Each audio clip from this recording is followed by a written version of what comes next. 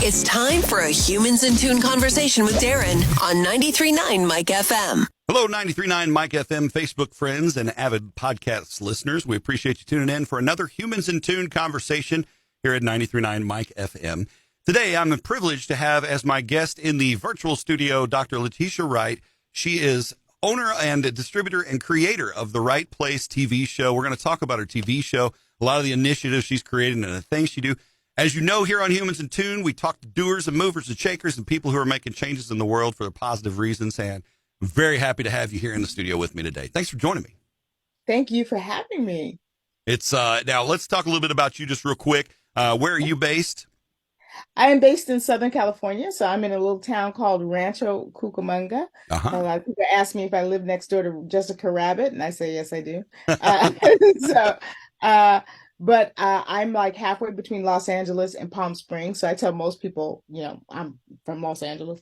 Mm-hmm. And I'm here in Southern California, so, with the stars and the movies and all that great stuff. And but I've been able to syndicate really worldwide, and that's been very exciting. Yeah, absolutely. You got to love that digital environment. I think of, we were all tapping into it in one way or another a little bit before COVID, but boy, did that open the floodgates for people finding those resources and becoming those resources that people can connect with digitally. I know that I've, met several people in that time that were broadcasting and would form groups on Facebook, and you kind of saw that network emerge. And then you're able to take it that way. And let's talk a little bit about your show. It's called The Right Place, which is apropos for your name being Dr. Wright. But folks can find this locally. You're on DirecTV there, right? But the syndication side of it, you're on Dish Network's network, as well as, podcasting and so forth. So let's tell them a little bit about The Right Place TV show and what's going on there.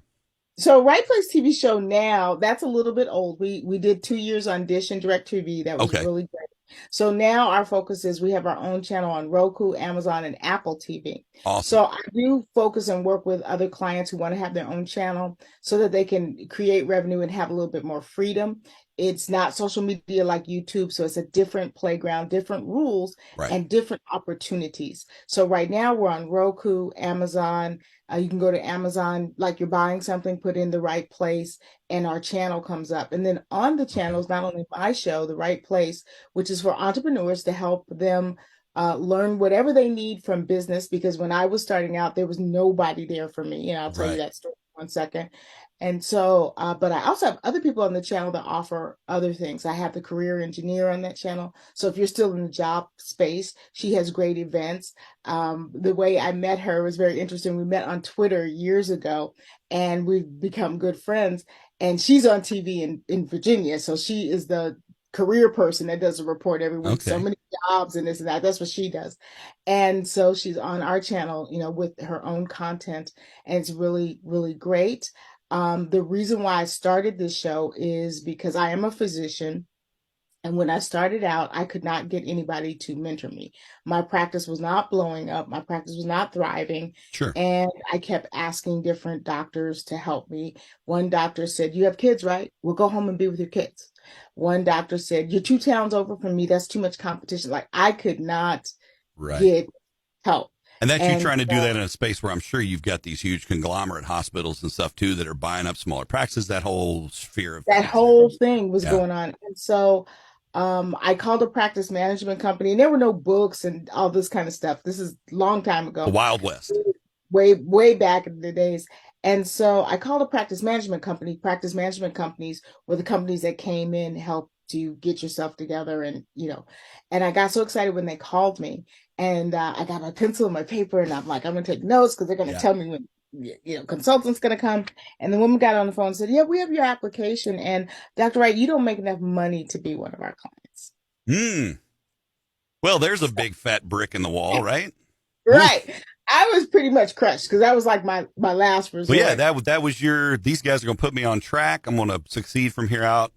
Big hopeful moment. So around that same time, or just after that, I was doing the TV show. I was doing a show called The Healthier You because I thought it would bring in patients. And I was having fun and I was enjoying it. And I was getting sponsored. I was getting paid sponsorships. And Southern California Edison gave me a check for $1,000. And I was like, bing, oh, this is a business. Right? This is a business. Uh-huh. And so the show started growing, and then I switched it to the right place where I could interview business people. Big name business people just say yes. I had no fear back in those days. I would ask anybody. Yeah. They would say yes. They would come on the show because we didn't have Zoom back then. They would Sure. literally walk into the Yeah. into the studio. And I started doing shows, and I started asking the business questions that I could never get answers to. And that's really what I started focusing on. I made the Mhm. show, it was geared towards women. Anybody can watch it and get nuggets. But at that time, my audience was, I wanted to help other women who were like me, who were frustrated and stuck and just didn't have, $10,000, $20,000 for these crazy programs. Mhm. And so that's what the Right Place TV show is about. But the channel itself has other people that are on there helpful. We have a Mhm. few music clients on there. It's just a channel where you can really get some good nuggets for your business and move forward. And then if people just want their own channel, which is fine, I consult with creating a program, a unique program. A lot of people do interview programs because that's all they know. And Right. there's all different kinds of programs that you can have. And you can create a program that's like so unique to you that number one, other people can't really watch it and copy it because they don't have your Your particular X factor. Yeah. your X factor. And then I show people how to tie revenue to it. That's not just a sponsorship. Hmm. And that's an important part of it. I mean, you kind of rose from this, and for you to be able to become that voice for and that advocate for those people who aren't at that bottom measurability scale for, what it's worth for an agency to be a part of it. And that happens to a lot of people. I mean, there's a lot of people out there that are entrepreneurs that are strong. They got a great business model. And then when it comes time for that major capital infusion, they don't have it.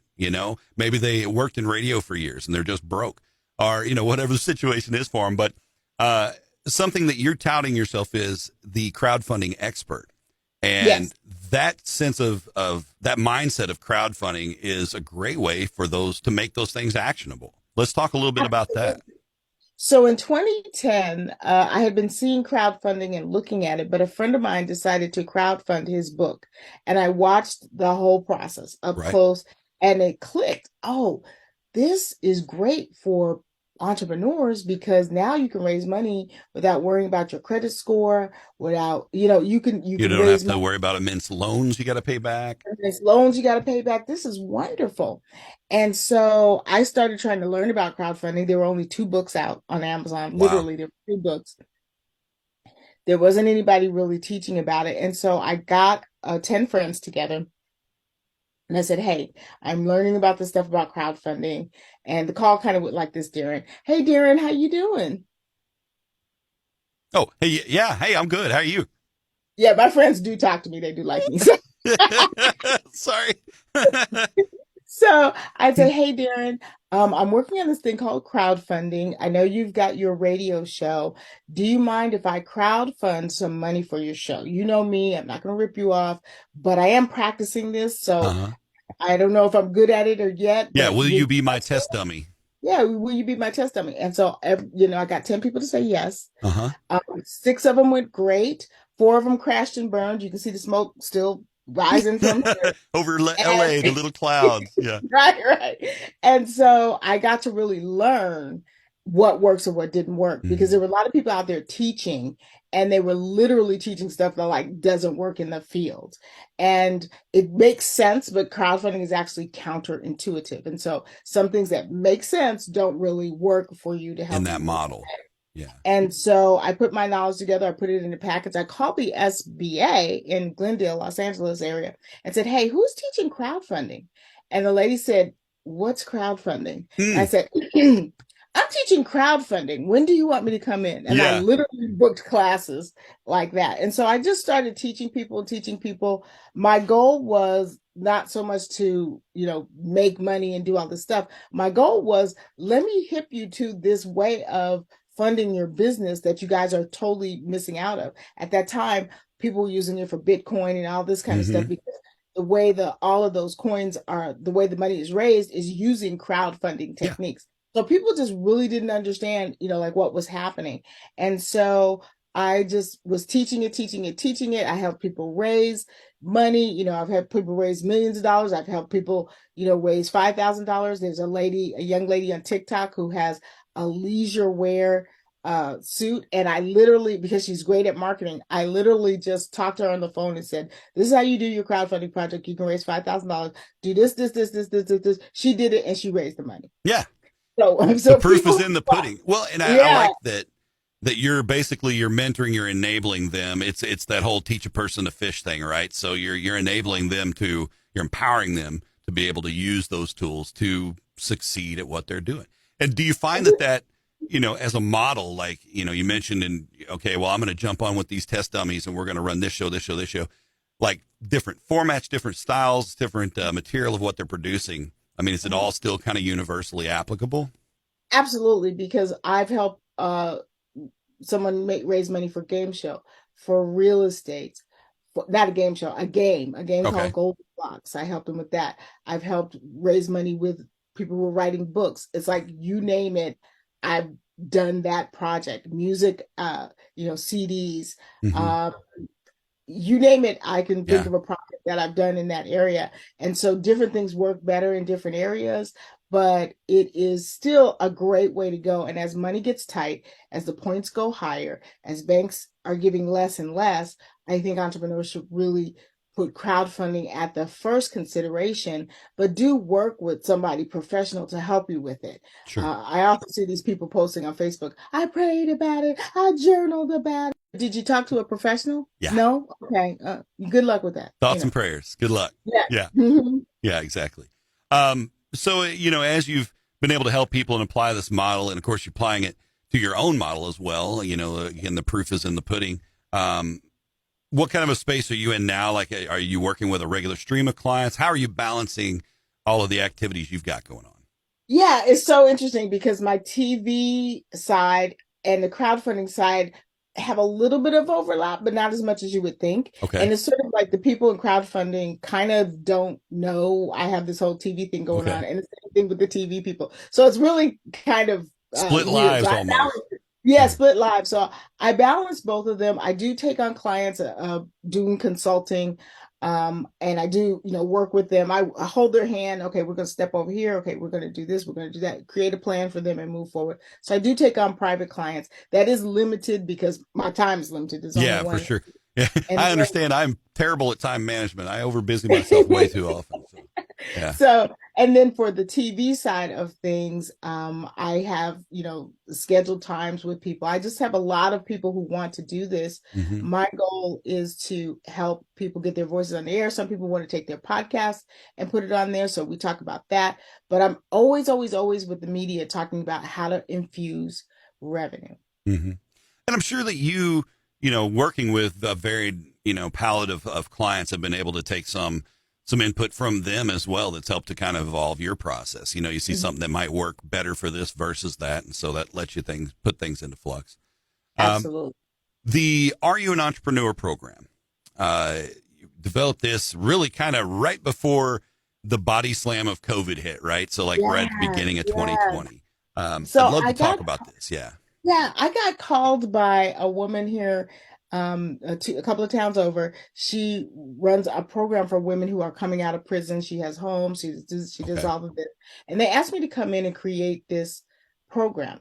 And so I called it "Are You an Entrepreneur?" Because the truth is, many women who are in jail, in prison, they're in jail for something that involves entrepreneurial skills. Okay. Entrepreneurial skills. And so, if you have someone who is a pimp, I mean, this is a horrible way to say A it, skill but set used in the it's a improper way skill of, set. yeah, Yeah. I get If it. you wanted to hire, if I was hiring salespeople, you know who I would hire? Mm-hmm.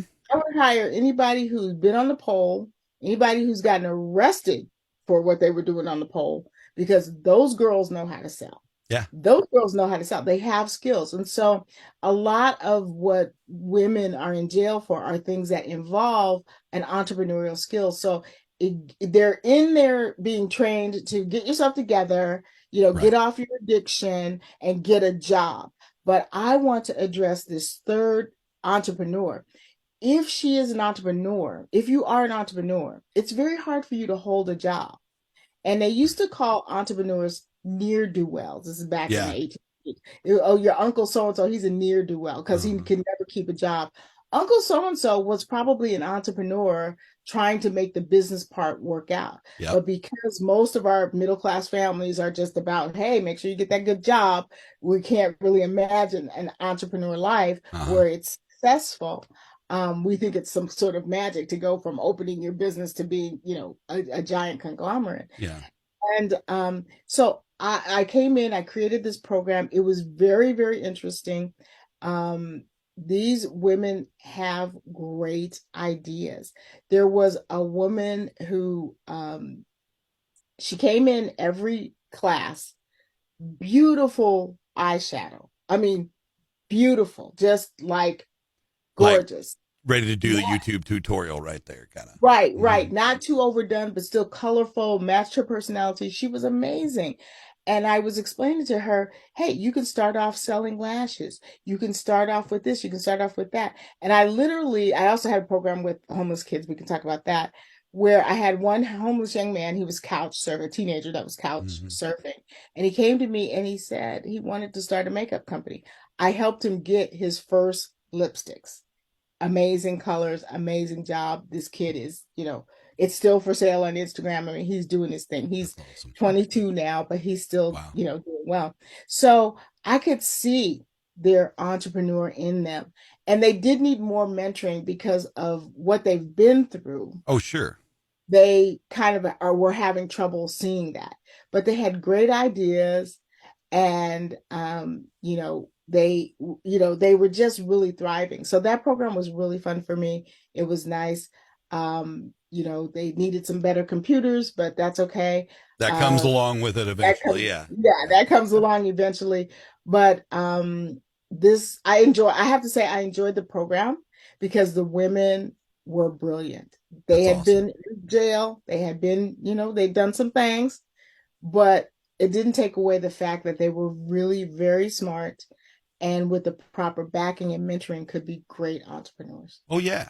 I mean, it's a little dark to think that, well, that guy's a really great drug dealer. He'd be a much better, selling this or selling that. But that's a realistic approach. And if the There was opportunities and the environment have funneled or coerced or tracked them into that lifestyle, they didn't have that opportunity. So it's awesome that you're, giving them this and showing them that, you know what, you can fall in love with what you do. You can excel with that. And here's some steps to help you do that as an entrepreneur. So, especially with those younger guys, I mean, we talk about that starting up right before COVID, but the COVID season for us, those couple of years of really being locked down, really boosted that online entrepreneurial spirit. Now, we had a lot of goombas that had no idea what they were doing, but that was the beauty for someone like you, is you could find somebody who's either reached out to you or you just see that and you say, man, there's a lot of potential here. Let me help you. that, Now, yeah, for let me those help. who, yeah, and for those of us who, find ourselves in that same boat, maybe we're tuning in on Facebook Live and they're like, yeah, I've got a TikTok account and my uncle makes leather keychains or, who knows what it might be. Mhm. But if somebody wants to reach out to you to get those tips, they want to find some more information, maybe even become a resource for you. What's the best way for them to reach you? Absolutely. Go to Wright Place, like my name, WRIGHT, WrightPlaceTV.com. Mm-hmm. There's a contact form. They can just email me. They can just reach out, let me know what they want, what they need. We'll get back to them, either making an appointment or setting up a phone call or something where I can help, figure out what the next step is and Yeah, help them really go to that. So just WrightPlaceTV.com, go to perfect. the contact section. I get that. It doesn't go to an assistant. I get that. And we can get down to business. I love solving problems. That's all. Yeah, me too. I love. It is fun, and I'm sure you've experienced this. It's rewarding to see somebody who is focused, is excited, and just doesn't have that tool, and you're able to empower them. Just crank it to 11 for them a little bit with something that to you may be mundane, maybe an everyday. Oh man, I've said this 1,000 times to people. Man, this one listened, took it seriously, and look at them soar.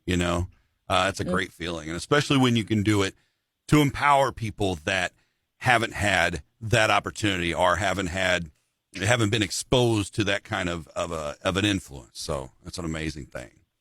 So, yeah, and I linked up the website in the comments section on the Facebook Live. So if you're watching this now or after the fact, you can click away on there and reach out. And, of course, we can find you on Facebook. We can find you on LinkedIn and read plenty more there. What's next in your whirlwind adventures for 2023? What's in your scope this year? Well, I am looking to help people with channels. I have a goal to put out a certain number of channels. So anybody who's thinking about having their own channel but don't quite know how it's supposed to make money and what they're supposed to do with it, I'm here to help with that whole thing. And so I'm looking to reach my goal of, the goal is 100 channels. Oh, cool. I'm over a third of a way there. We already have 40 channels up. So I'm ready to get those other 60 channels and help people. That's my big why, because people have voices and I want to help them get their voices out there further, steadier, have control. And again, like I said, revenue. So I'm looking forward to that. I think that's my big thing. I've gotten invited back to a few events, so I'm very happy. Want to say hi to Maui Business Brains. Thanks for inviting me back. I'll be seeing y'all in a couple of weeks. And so that'll be a hard trip, I'm sure. I'm assuming that's not like Maui, Idaho. Yeah, it's what they call it, suffering for the Lord. It's suffering for the Lord. That's it, right? So. You're doing the good work. God bless you. God bless you. That's awesome. And I know you're going to have some great success this year. And I love that you're bringing this twofold approach of not only helping them just reach a bigger audience and perpetuate what they're doing on a bigger scale, but also monetizing it. Because at the end of the day, as much as we love hanging out here on Humans in Tune, I'm on work hours to get paid for it that way. But if you're doing your streaming, being able to monetize that, whether it's, you're getting stars and roses and rockets and God knows what else on TikTok, or, you're bringing in ad revenue through streaming services like YouTube and Roku and those kind of things. And the fact that you're doing this through Amazon, Roku, and those bigger, more corporate, less social media platforms, that makes a big difference too, I think. So, yeah. It's awesome stuff. Dr. Letitia Wright, thank you so much for being my guest. I didn't mean to interrupt. Thank you for having me. Yeah, it's been an absolute pleasure. Maybe we'll catch up again later this year and see how your roster is coming along with getting those channels set up. I would love to do that. I'd love to come see you again. Thank you awesome. so much. Humans in Tune, right here on 93.9 Mike FM. We appreciate you hanging out with me today. Again, my guest, Dr. Letitia Wright. She is a wonderful person. You can find her online at therightplacetv.com. We've got the link in the comments. If you're listening on the podcast, of course, you can find that info at 939mikefm.com. We'll be back again next Tuesday with another Humans in Tune section. You can find the details on that coming up on our social media. And always, share, because sharing is caring. Thanks for tuning in for another Humans in Tune. We'll be back with you again next week. Thanks for catching this Humans in Tune conversation with 93.9 Mike FM. Find previous interviews on our Facebook page, or you can listen via our podcast at 939mikefm.com.